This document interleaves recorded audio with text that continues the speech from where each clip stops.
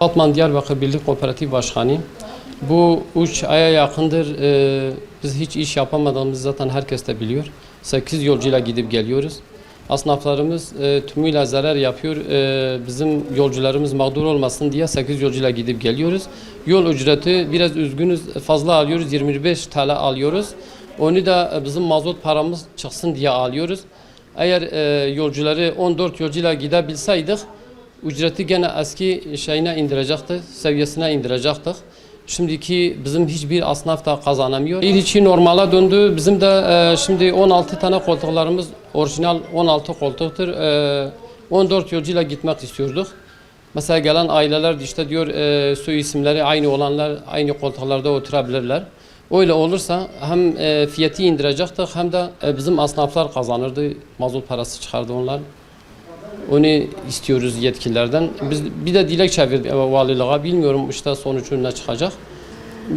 Bu yolcularla ilgili mesela 14 yolcuyla gitmemizi rica ettik onlardan. Sonuçları mesela Gercuş 100 kilometre, Diyarbakır'da 100 kilometre, Kozluk 70 kilometre, Samsun şehir içi gibi sayılıyor.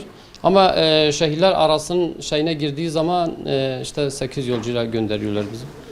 Yolda sıkıntı çıkarıyor ceza yememek için mecburen 8 yolcuyla çıkarıyoruz arabalarımızı. Normal fiyata geldiği zaman aynı eski fiyatını 18 liradan alacağız. İnşallah en kısa zamanda bu hastalıklar biter. Bütün esnaflarımız da aynı eski seviyesine döner. Bunu Allah'tan istiyorum. Sıkıntılarımız zaten bu pandemi sürecinde 3 ay biz boşta kaldık. Yani diyor işte fiyat 25 TL'dir.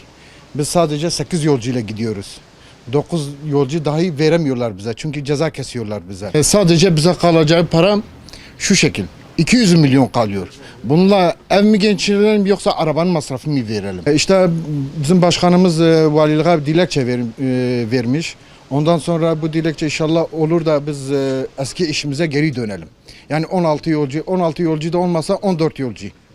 İstediğimiz sadece bu. Bu 25 YTL'ken bizim yolcularımız 14'ler dahi olsa 18 milyona gene biz taşıyacağız.